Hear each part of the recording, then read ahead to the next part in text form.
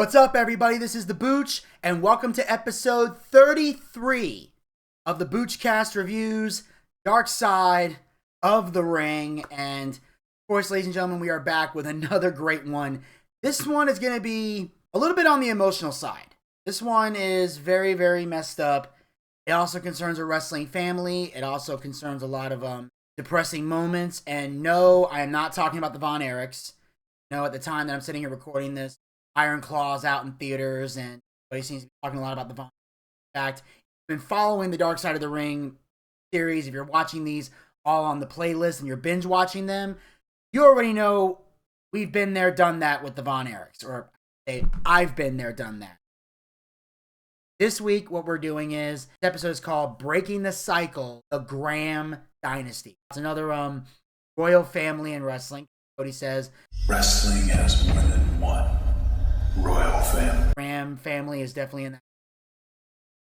Some of you, I'm sure, probably want to know about the Graham family, and that's why I'm here. So let's get it started. Now, before this episode officially begins, there is a disclaimer at the beginning of this. And in the spirit of that, I will put a disclaimer here for this episode as well. The following episode features discussion about suicide and suicidal ideation.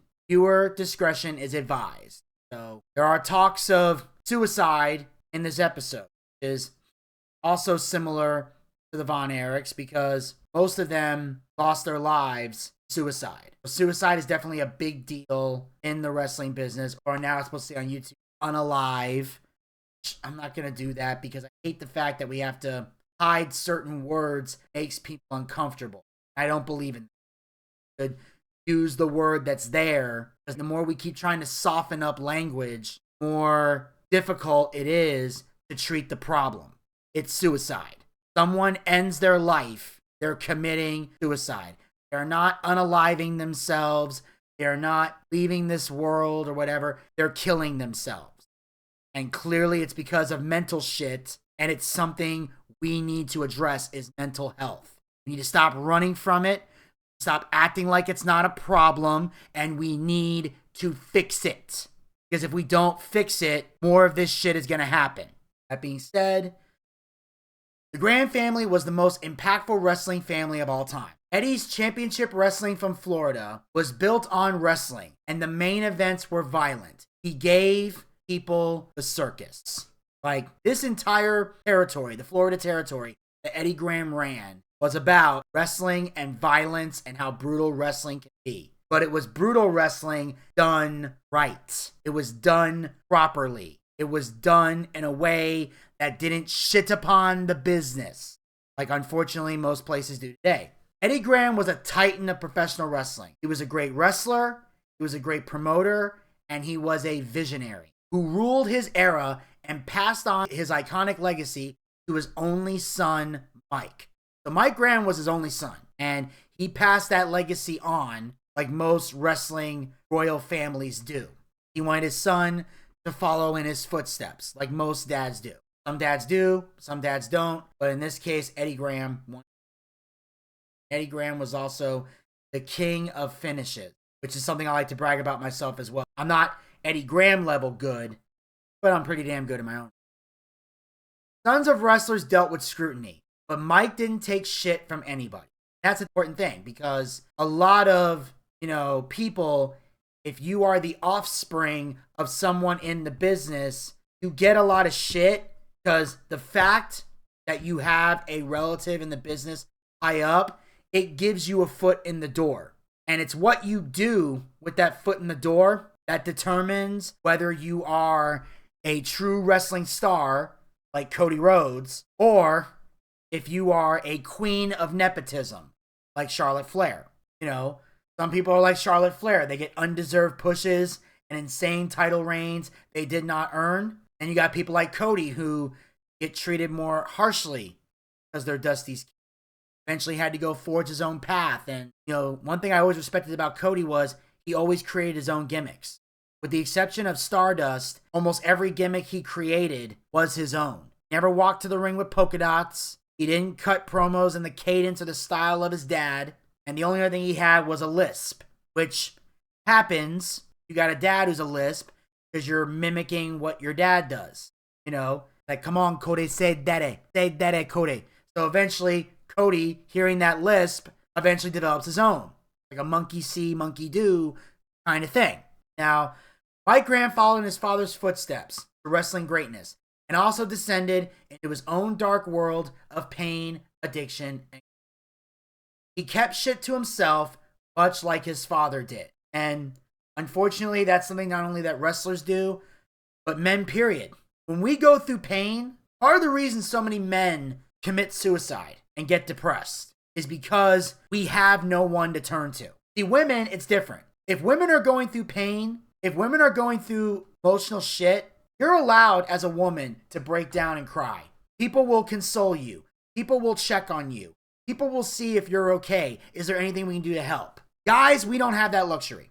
We're viewed as weak. We're viewed as pussies. We're viewed as people who can't provide, because that's all people care about when it comes to men. It's like Chris Rock once said, women, children, and dogs are loved unconditionally. Men are only loved under the condition that we provide something. And if something happens where we can't provide, we outlive our usefulness. That's the harsh reality. There's not a lot of women out there that are willing to help a man get up when he's down. You'll just sit there and let him wallow. And that's why most men are in the situation. They keep shit to themselves because nobody cares. No one cares if a man's in pain. We're required to suck it up and keep going. And God help us, we do. We suck it up and we keep going. But eventually you reach a point where you can't go anymore. And reach that point. Bang. Sucks, but it's the truth. The tragic legacy of a wrestling dynasty haunted by self-destruction and that's what we're diving into. Eddie's Championship Wrestling from Florida was one of the most successful wrestling promotions for almost 30 years. 30 years, this territory dominated. They meant professional wrestling to millions of people all over the state. One member of the Graham family was on the card or in the main event or behind the scenes. They would sell 1 million tickets a year and their TV ratings were Super Bowl level. That's how big this promotion was. And of course, the Grahams ran it. They said they were either in the main event. If they weren't the main event, they were on the card somewhere. They were behind the scenes. They had members of the Graham family doing shit. Like Eddie Graham would be the main event.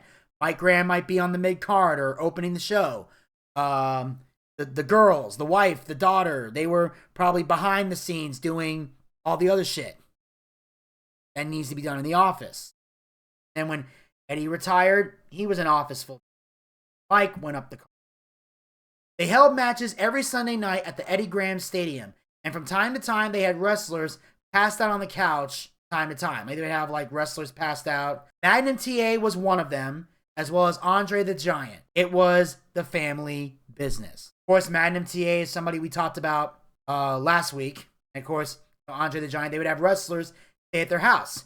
And it was normal for the Graham family to see wrestlers coming in and out of the town, because sometimes they had wrestlers who were young and couldn't afford hotels, either for themselves or sometimes Eddie might be like, I might not be able to provide you with a hotel, but I have a place you can crash.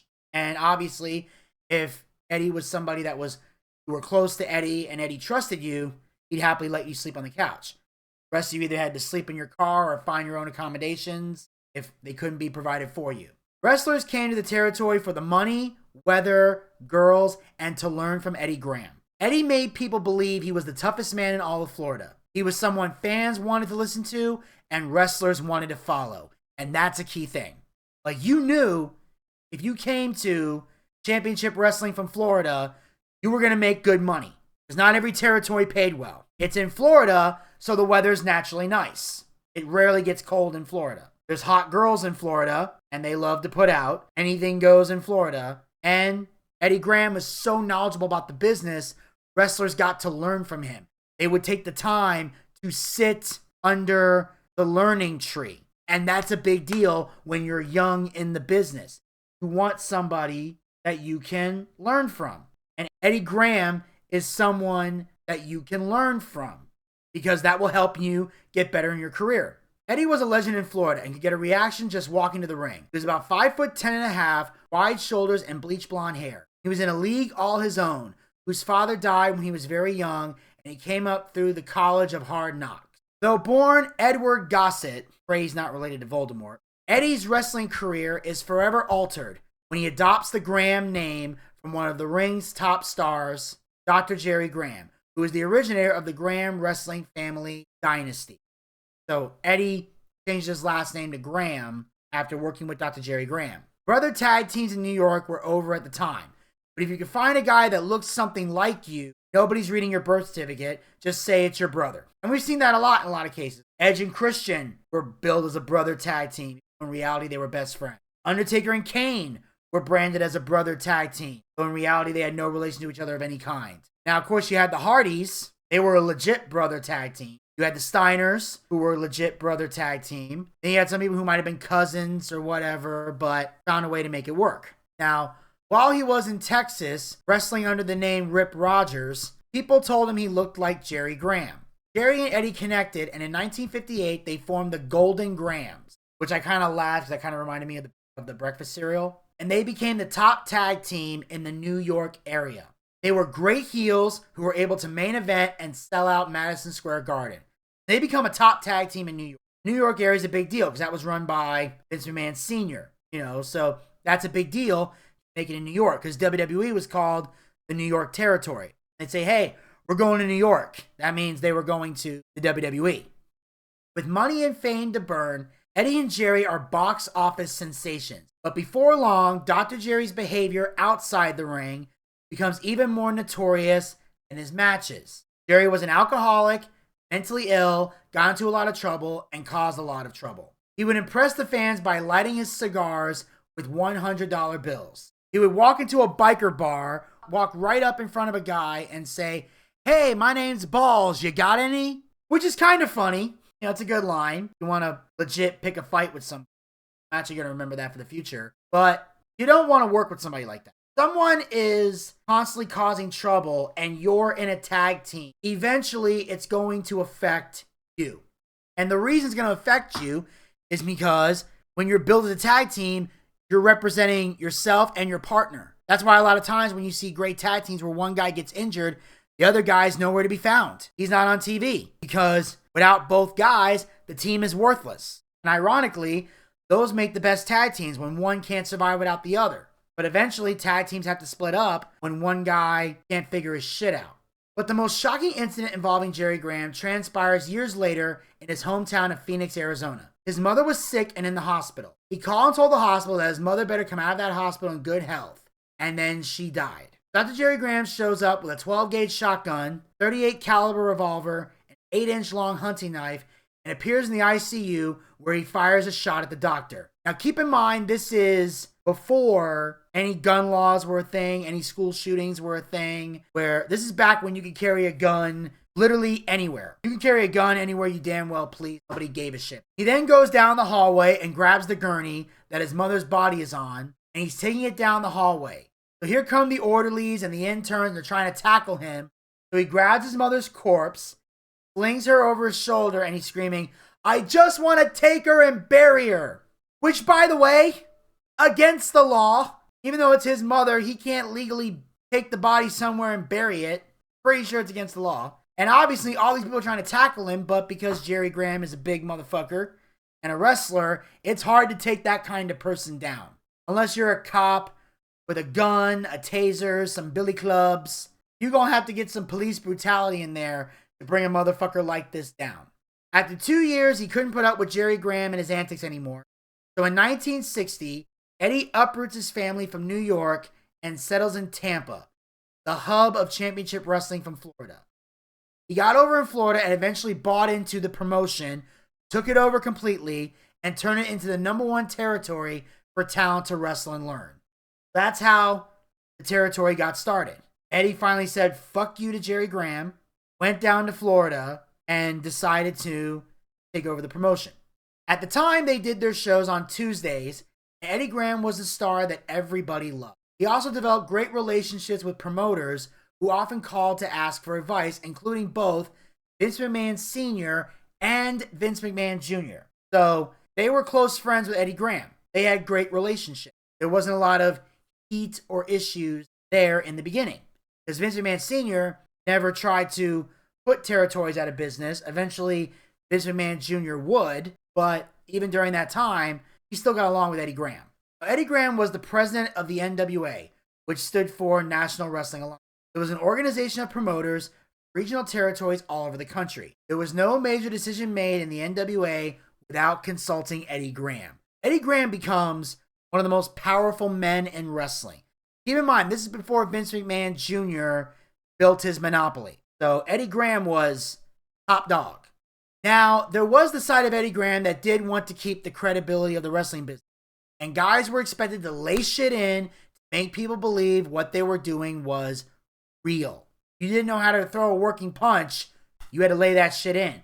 Or if you were fighting amongst the crowd, you laid that shit in.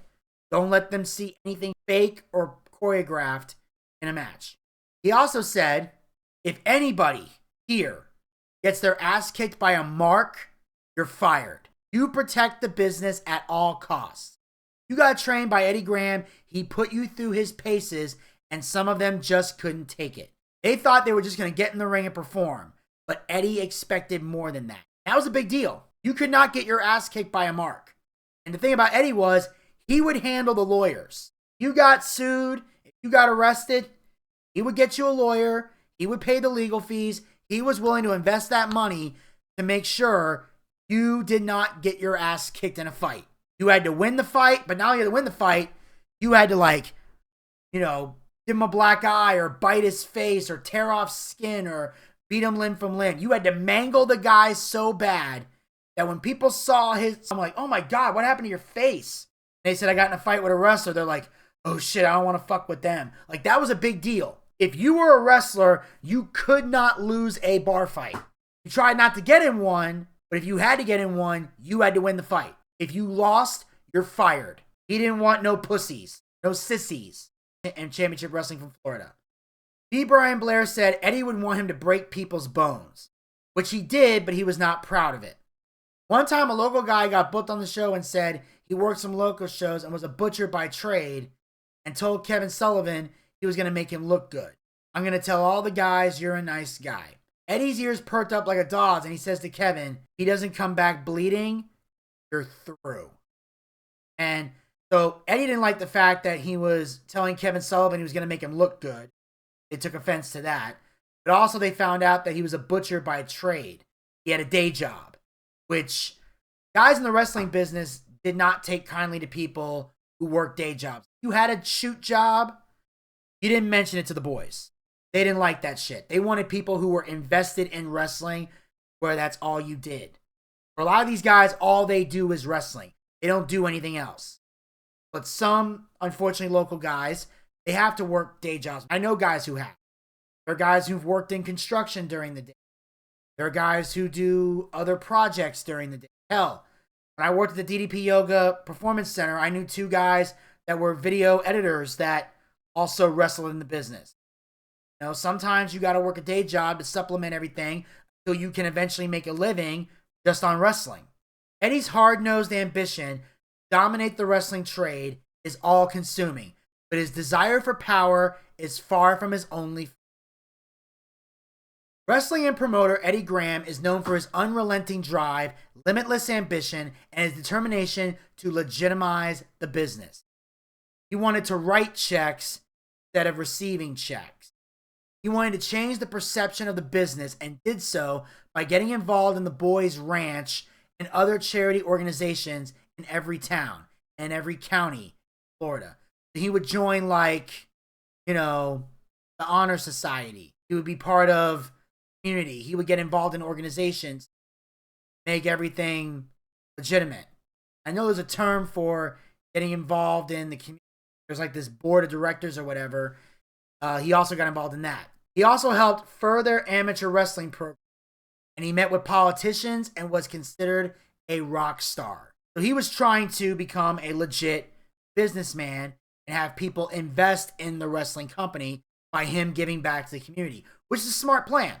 I think we tried that a few times, even in UCW. Like a lot of our times, we would raise money for different charity organizations or youth programs for police departments and things like that. You know, portions of the money would go to the charity program. Eddie's biggest problem was alcohol. One night he was drinking and decided to go out on his boat. Mike panicked and got on his bicycle. He was a young boy at the time. And he rode to a cross bridge over the water. And his idea was he was going to jump off that bridge and onto the boat, afraid his father would kill himself out in the water. Luckily, he missed the boat and it never showed up. He would have possibly drowned in the water. Eddie found out, was so scared that it sobered him up. Like, that's what made Eddie realize, oh shit, I got to quit drinking because my son almost died. So, people can say anything they want about Eddie, good or bad. One thing that's certain, he loved his son. Mike and Eddie both idolized each other.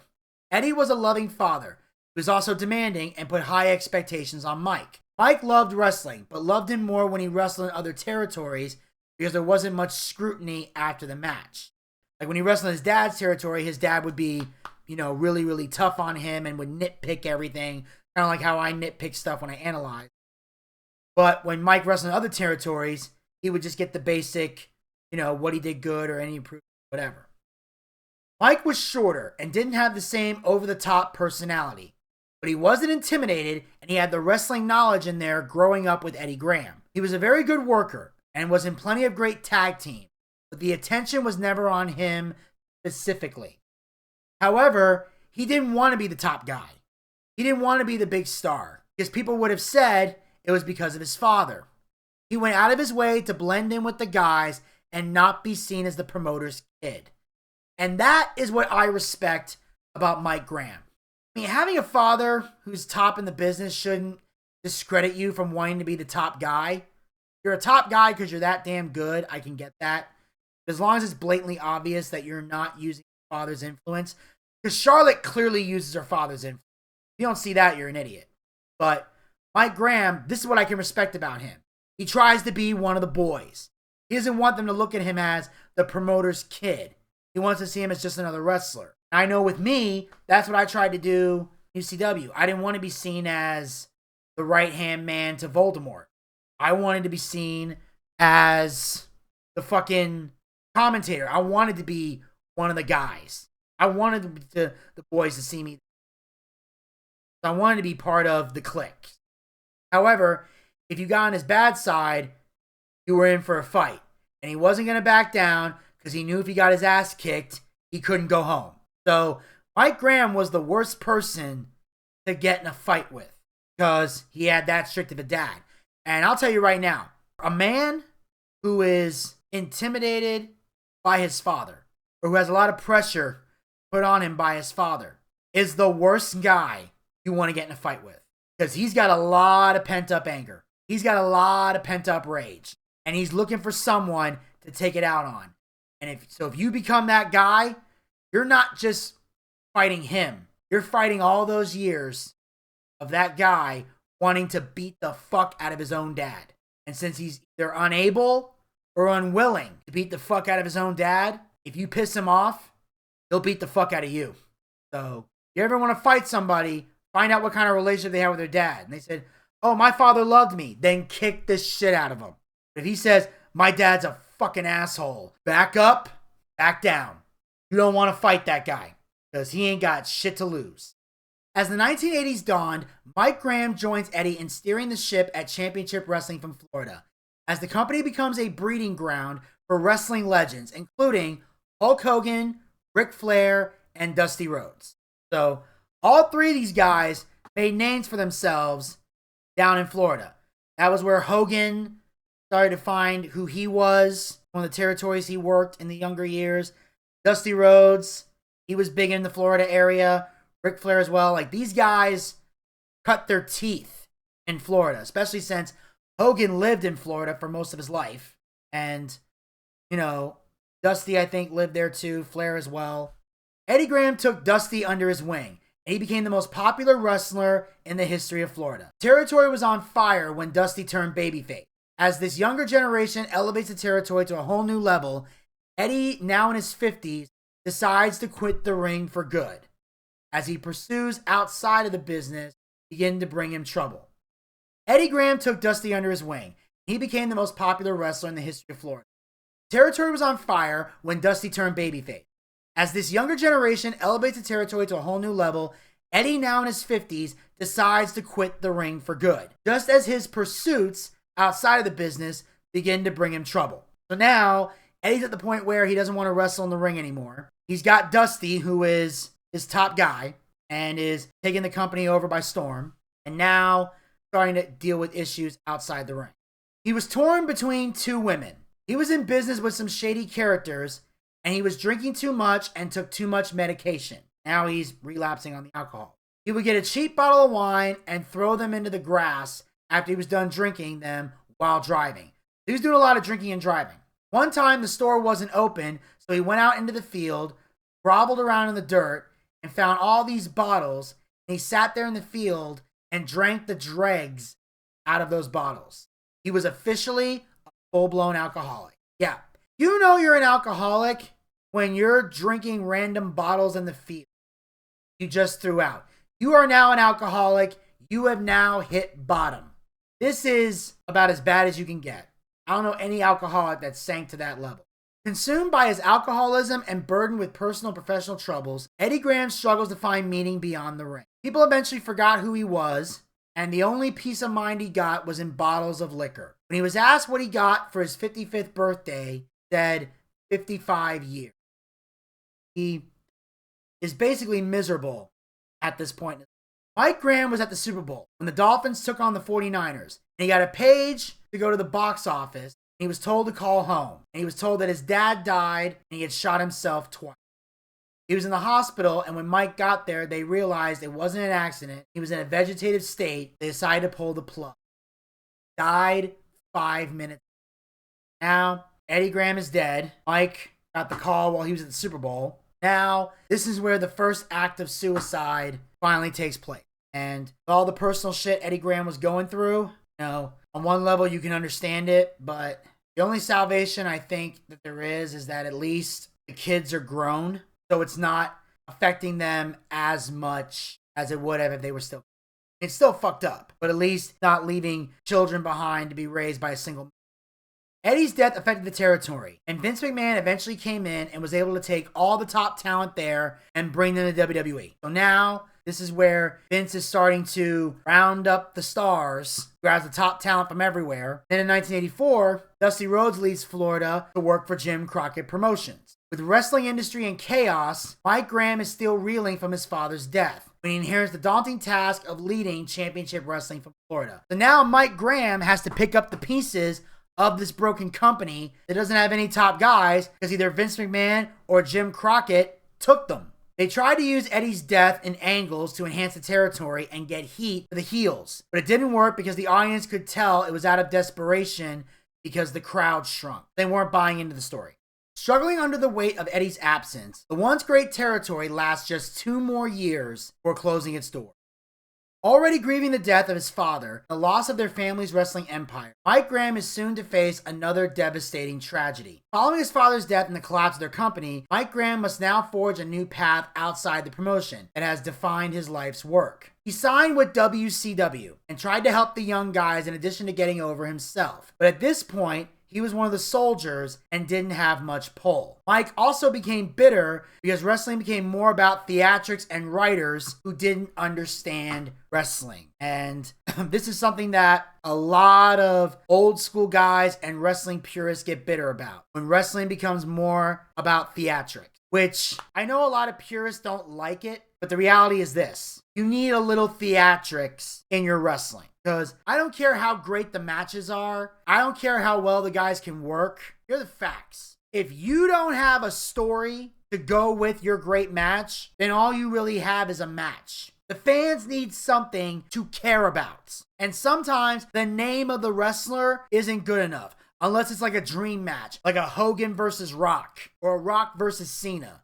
Like, you can build off of just that alone. But a lot of the lower level guys, you need a story. You need something to give people a reason to care outside of these two guys are just going to fight. All right? What else you got? But writers who don't understand wrestling, that is a problem. I remember Jake Roberts said this one time. You need a blend of both. You need writers who understand TV, and you need people who understand wrestling to blend together. The wrestling can offset the TV writer can offset the wrestler who doesn't understand TV format or long-term TV storytelling. You need a combination of both. You need a happy middle ground. Too much of one will fuck up your company. And like I said, Mike didn't have a lot of pull because now in WCW, he's basically just a wrestler. No one really has to take what he says to heart. Now, he still did great in the business and owned his own lounge and did offshore boat races. He lived on the water. He also got a flaming skull tattoo with a lightning bolt underneath it, and it said, peace of mind. But like his father before him, Mike's search for inner peace often ends at the bottom of a bottle. He had 2 driver's licenses. One with his shoot name, which was Mike Gossett, and the other with his wrestling name, Mike Graham. He would alternate whenever he got a DUI. So the same license, wouldn't get the same DUI. He's like, all right, I'll put one on here, one on here, one on here, whatever. So that way, if one license got pulled, he still had the other one. Which, I'm going to say right now, that's fucking brilliant. If I had a wrestling name or a character name, I would do the same thing. He was tough on his son, Steven, because he wanted him to be strong. Growing up, he got in a lot of fights because he had to prove he wasn't a wimp because he was from a wrestling family. It weighed on him mentally to the point where he also committed suicide. Now, his son Steven killed himself. So Mike has a dad who killed himself and a son who killed himself.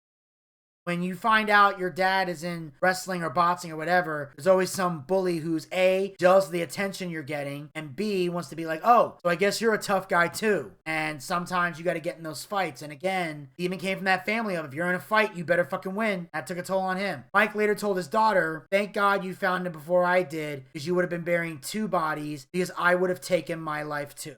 Yeah, and we wouldn't have been able to blame Mike for that. Like, dealing with the loss of his dad, the loss of his son, that would be enough to make any man go over the edge.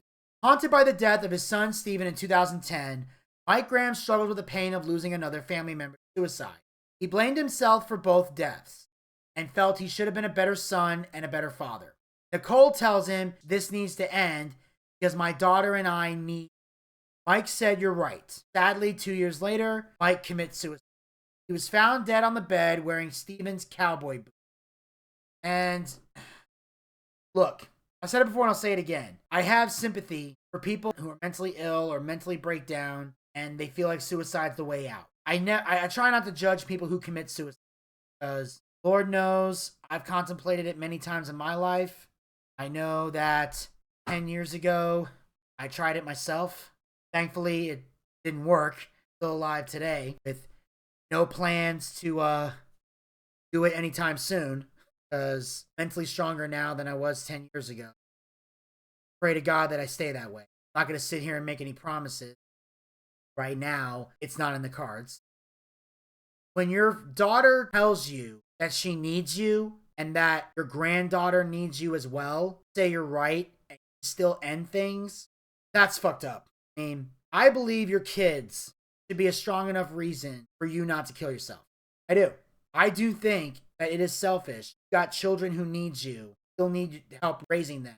You end your life anyway, I can't feel sad for you. Now, if you're a grown adult, kids are grown adults, they're all living their lives, and you're depressed and you end it, okay, I can have sympathy. Hard for me to have sympathy for Mike, knowing that his daughter said, I need you. 2 years later, you ended anyway. So unless in those 2 years, the daughter said, fuck you, I disown you, then okay. But if that didn't happen, then that's fucked up. Really fucked up. The pattern of suicide that haunts the Gossett family reaches far beyond Eddie, Mike, and Steve. This heartbreaking cycle of tragedy actually spans 4 generations and 5 men.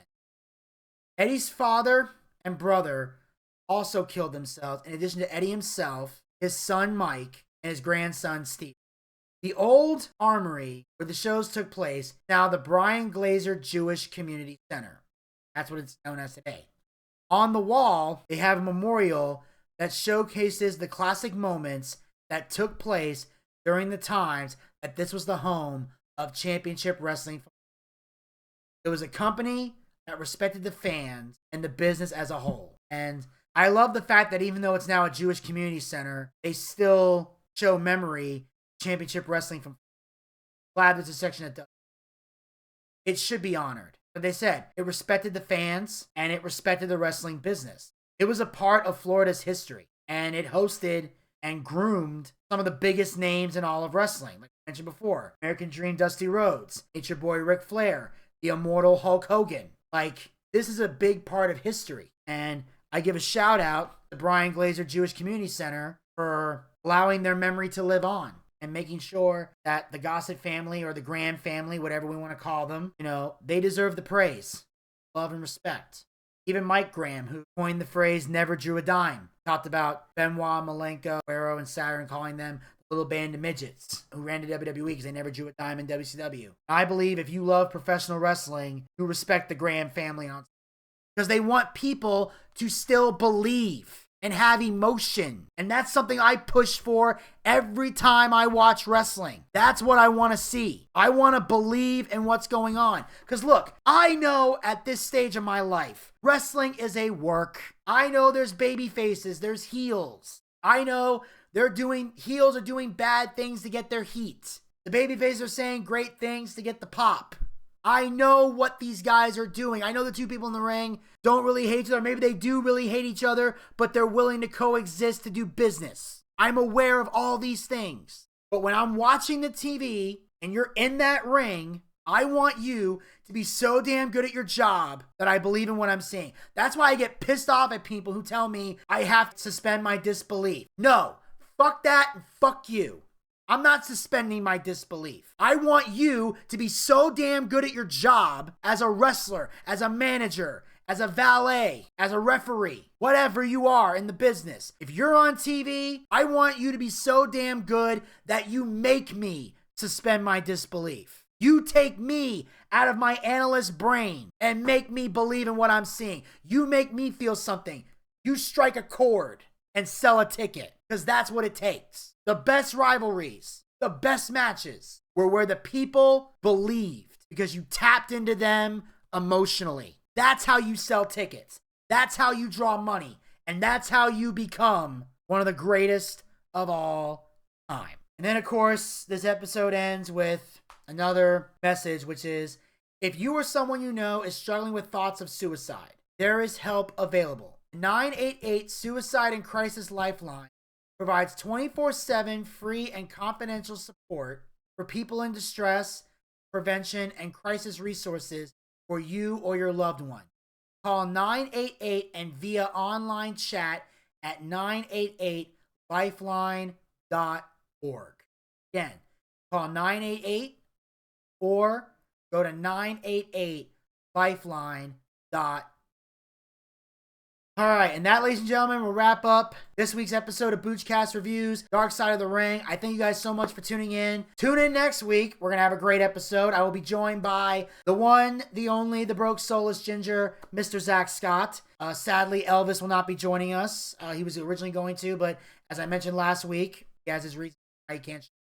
But we're going to be getting into a great topic that's going to answer a question that has been on the minds of many wrestling fans for years. That question is, what happened to Doink the Clown? Whatever happened to him? Well, we're going to find out next week here on the Boochcast. So make sure you guys follow us on all of our podcast platforms. The link is down in the description box below. Make sure you follow us on all our social media platforms.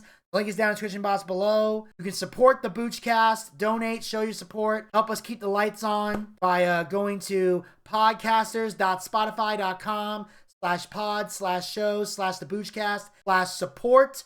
That link will be down in the description box below. And of course, as always, hit the subscribe button and ring that bell to be notified so you never miss another episode of Boochcast Reviews, Darkside of the Ring, as well as other additional Boochcast YouTube content. We'll talk to you guys next time. Until then, pizza, baby!